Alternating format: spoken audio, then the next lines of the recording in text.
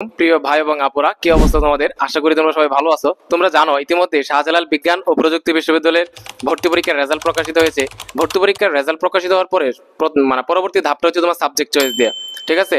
So subject choice দেওয়ার ক্ষেত্রে তোমার যে বিষয়টা জানা উচিত, ধরো তুমি সাস্টে ভর্তি হইবা, তুমি যে ডিপার্টমেন্টে ভর্তি হবা তোমার কি করা উচিত বলো তো?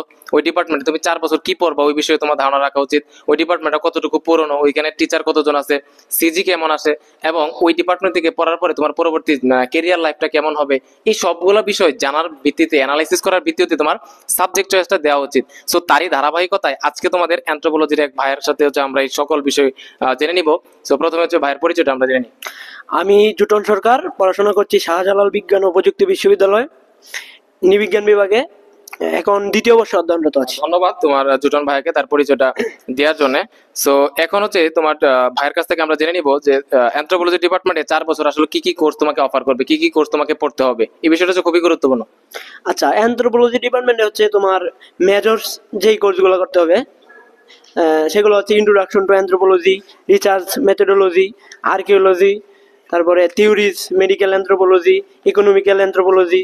মানে আচ্ছা, তোমার ভাইয়ের কাছ থেকে আমরা যে বিষয়টা জানতে পারলাম যে অ্যানথ্রোপোলজি যদি তুমি কিছু পড়তে যাও তাহলে তোমার সেখানে হচ্ছে রিসার্চ বেসড অনেকগুলো কোর্স থাকবে, তারপর হচ্ছে তোমার কি থিওরি, অনেকগুলো থিওরি বেসড তোমার অনেকগুলো কোর্স থাকবে। সো যাদের হচ্ছে তোমার থিওরি বোঝা কঠিন হয়ে যায় তার জন্য আসলে এটা একটা ডিমেরিট পয়েন্ট। আর যারা থিওরি ভালো লাগে তারা অবশ্যই অ্যানথ্রোপোলজিতে পড়বে আর কি। আর অ্যানথ্রোপোলজি শুধু কি এই ধরনের থিওরি, এই ধরনের কোর্সই থাকে নাকি নন মেজর অনেক কোর্স থাকে? না, অ্যানথ্রোপোলজি হচ্ছে মেজর কোর্স তো আছেই, তাছাড়া মানে অনেকগুলো নন মেজর কোর্স করা লাগে। তার মধ্যে অন্যতম হচ্ছে পিএসএস, সোশ্যাল ওয়ার্ক, সোশিওলজি, মানে স্ট্যাটিস্টিক্স, সিএসসি, জিইবি। তো এই ধরনের তোমার শুধু খালি অনেকেই মনে করে যারা যারা অ্যানথ্রোপোলজিতে বা সোশ্যাল ওয়ার্কে ভর্তি হইলে বা সোশিওলজিতে ভর্তি হইলে জাস্ট ওই ডিপার্টমেন্টটাই পড়তে হয়, কিন্তু না, তুমি মানে যে ধারণা জানতে এটা সম্পূর্ণ হচ্ছে একটা রং আইডিয়া। তুমি যদি অ্যানথ্রোপোলজিতে ভর্তি হও, তুমি অ্যানথ্রোপোলজির কোর্সগুলোর পাশাপাশি তোমার ভাই যেটা বললো তোমাকে সোশ্যাল ওয়ার্ক সম্পর্কে পড়তে হবে, সোশিওলজি পড়তে হবে, তোমাকে সিএসসি পড়তে হবে, জিবি পড়তে হবে, প্রত্যেকটা ডিপার্টমেন্ট সম্পর্কে তোমাকে পড়তে হবে। ঠিক আছে? সো এটা হচ্ছে অনেক ভালো দিক, তোমার মাল্টি ডিপার্টমেন্ট সম্পর্কে তোমার কি ধারণা হইতেছে। সো এরপরে তোমার ভাইয়ের কাছ থেকে আমরা জেনে নিব যে অ্যানথ্রোপোলজি ডিপার্টমেন্টে বর্তমান কতজন শিক্ষক রয়েছে। আচ্ছা, অ্যানথ্রোপোলজি ডিপার্টমেন্টে বর্তমানে শিক্ষক আছেন প্রায় 20 জনের মতো। তারা মানে শিক্ষকদের কথা যদি একটু বলতে চাই, সব শিক্ষকই হচ্ছেন খুবই অভিজ্ঞ এবং শিক্ষার্থী বান্ধব। ধন্যবাদ। আচ্ছা, এরপরে যে প্রশ্নটা সেটা হচ্ছে তোমার আসলে আমাদের দেখা উচিত একটা ডিপার্টমেন্ট, সেই ডিপার্টমেন্টটা মানে পুরনো কত। তোমরা জানো একটা ডিপার্টমেন্ট যদি পুরনো বেশি হয় তাহলে হচ্ছে সেই ডিপার্টমেন্ট অবশ্যই এনডিস থাকে। সো আমরা জেনে নিব যে অ্যানথ্রোপোলজি কবে প্রতিষ্ঠিত হয়েছে। আচ্ছা, অ্যানথ্রোপোলজি হচ্ছে 1995 সালে অ্যানথ্রোপোলজি মানে শাহজালাল বিজ্ঞান ও প্রযুক্তি বিশ্ববিদ্যালয়ে 1995 সালে অ্যানথ্রোপোলজি যাত্রা শুরু হয় এবং বর্তমানে 29তম ব্যাচ রানিং চলছে। ওকে ওকে, আর তোমরা যদি আসো তাহলে হবে 30তম ব্যাচ। ওকে, যারা আসবে সবার জন্য শুভকামনা রইল। আচ্ছা, এরপরে তোমরা জানবো যে আসলে অ্যানথ্রোপোলজি ডিপার্টমেন্টে সিজি কেমন আসে। আচ্ছা, অ্যানথ্রোপোলজিতে সিজির ব্যাপারটা হলো অ্যানথ্রোপোলজিতে মানে মোটামুটি ভালোই সিজি আছে। প্রায় এভারেজ সিজি যদি বলতে চাই তাহলে এভারেজ সিজি হবে 3.50। মানে এর বেশি অনেকেই আছে, এর কম সিজির বিষয়টা হচ্ছে মানে পুরোপুরি আপেক্ষিক আর কি। এখন তুমি ধরো তুমি পড়াশোনা করলাই না, তোমার ভাই বলছে এবারে 3.50 আসে, তুমি পড়াশোনা করলা না, এরপরে তো তোমার ভাইরে তো সবই করতে পারো যে ভাই পড়তে হলে আমাদের 3.50 কোথায়, এরকম না বিষয়টা। তুমি যদি মোটামুটি পড়াশোনা করো তাহলে মোটামুটি 3.50 মতো তুমি একটা আশা করতে পারো। হ্যাঁ, আচ্ছা, এরপরে যেটা হচ্ছে খুবই গুরুত্বপূর্ণ একটা ইউনিভার্সিটিতে সাবজেক্ট চয়েস দেওয়ার ক্ষেত্রে সেশন জট আছে কিনা বলো। অ্যানথ্রোপোলজিতে না, অ্যানথ্রোপোলজিতে কোনো ধরনের সেশন জট নাই। এমনকি এরকম হইতে পারে যে 4 বছরের আগে তুমি তোমার অনার্স শেষ করতে পারো। যদি অনেক ভালো একটা দিক, কারণ অনেক ইউনিভার্সিটির অনেক ডিপার্টমেন্ট আছে তোমার শেষ করতে 6 বছর 7 বছর লেগে যায়। তো এই দিকটা হচ্ছে অনেক গুরুত্বপূর্ণ একটা দিক যে ফার্স্টে অ্যানথ্রোপোলজি ডিপার্টমেন্টে কোনো সেশন জট নাই। তোমার ভাই যেটা বললো যেমন হইতে পারে তুমি 4 বছর আগে হ্যাঁ তোমার অনার্স মানে গ্রাজুয়েশন তোমার কমপ্লিট হয়ে গেছে। হ্যাঁ, আচ্ছা, এবার হচ্ছে তোমার ভাইয়ের কাছ থেকে জেনে নেবো যে অ্যানথ্রোপোলজি ডিপার্টমেন্টে মোট আসন সংখ্যা কত। অ্যানথ্রোপোলজি ডিপার্টমেন্টে মোট আসন হচ্ছে 66টি। তার মধ্যে তোমরা যারা সায়েন্স ব্যাকগ্রাউন্ড থেকে আসবা তাদের জন্য হচ্ছে 25টি আসন, যারা আর্টস ব্যাকগ্রাউন্ড থেকে আসবা তাদের জন্য হচ্ছে 35টি আসন, এবং যারা কমার্স ব্যাকগ্রাউন্ড থেকে আসবা তাদের জন্য হচ্ছে 6টি আসন। এই হচ্ছে মোট 66টি আসন। ওকে, ধন্যবাদ। আচ্ছা, এরপরে সর্বশেষ যে পয়েন্টটা, এটা হচ্ছে খুবই গুরুত্বপূর্ণ একটা পয়েন্ট। আমি মনে করি এই পয়েন্টটা হচ্ছে সকল শিক্ষার্থীদের ভর্তি পরীক্ষার যে সাবজেক্ট হয় সেটা দেখার আগে জেনে নেওয়া উচিত। সেটা হচ্ছে জব ফিল্ড।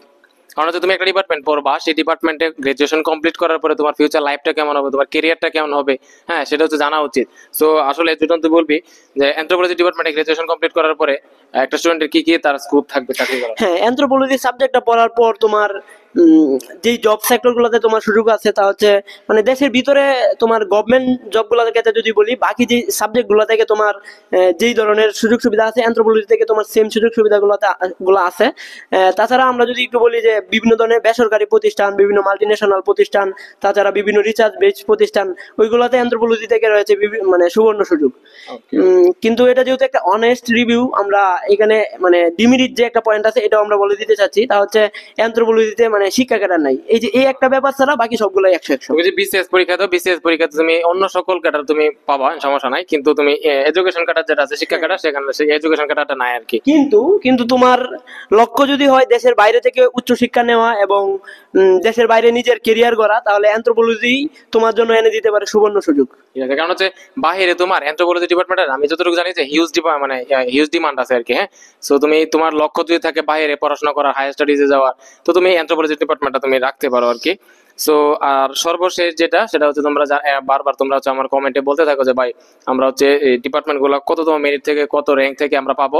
সো অ্যানথ্রোপোলজির জন্য আমরা যেটা হচ্ছে আমরা অ্যানালাইসিস করলাম যে তোমরা যদি তোমাদের মেরিট যদি 300 থেকে 500-র ভিতরে থাকো, তোমাদের র্যাঙ্ক যদি 300 থেকে 500-র ভিতরে থাকো, তাহলে তুমি এই সাস্টের অ্যানথ্রোপোলজি ডিপার্টমেন্টে পড়তে পারবো আর কি। বা এর চেয়ে 200 বা 300-র ভিতরে যদি থাকো, তাহলে তো পড়ার সুযোগ অবশ্যই থাকবে। 300 থেকে 500-র ভিতরে যাদের মেরিট, তারা আশা করা যায় যে তারা অ্যানথ্রোপোলজিতে পড়ার সুযোগ পাবে আর কি। সুযোগ পাবো আর কি, বা এর চেয়ে প্লাস মাইনাস হইতেও পারে। হ্যাঁ, একটু মানে কম বেশি হইতেই পারে। ওইটাই। সো তোমাদের সবার জন্য শুভকামনা রইলো। তোমরা তো সাস্ট আসবা ইনশাল্লাহ, তোমরা সাস্টে যে ভর্তি হবে ইনশাল্লাহ তোমাদের সাথে দেখা হবে, তোমাদের সাথে চায়ের আড্ডা হবে।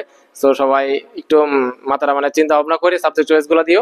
এবং হচ্ছে আমরা দেখো গত ভিডিওতে আমরা সোশ্যাল ওয়ার্ক সম্পর্কে একটা অনেস্ট রিভিউ দিয়েছিলাম, আজকে অ্যানথ্রোপোলজি। এবং তোমরা পরবর্তী কোন সাবজেক্ট সম্পর্কে তোমরা অনেস্ট রিভিউ চাও, সেটা হচ্ছে কমেন্টে জানিয়ে দিও। আমি ইনশাল্লাহ চেষ্টা করবো ওই ডিপার্টমেন্টের ওই ভাইয়ের কাছ থেকে তোমার হচ্ছে পুরো ওই ডিপার্টমেন্ট সম্পর্কে তোমাকে ইনফরমেশন গুলো দেয়া। সো তোমরা যারা এখন হচ্ছে আমার এই চ্যানেলটি সাবস্ক্রাইব করো নাই, তারা সাবস্ক্রাইব করে দিও, যাতে করে পরবর্তী ভিডিওটা সবার আগে তুমিই দেখতে পারো। তো তোমাদের সবার জন্য বেস্ট উইশেস, সবাই ভালো থাকো, সুস্থ থাকো, আল্লাহ হাফিজ।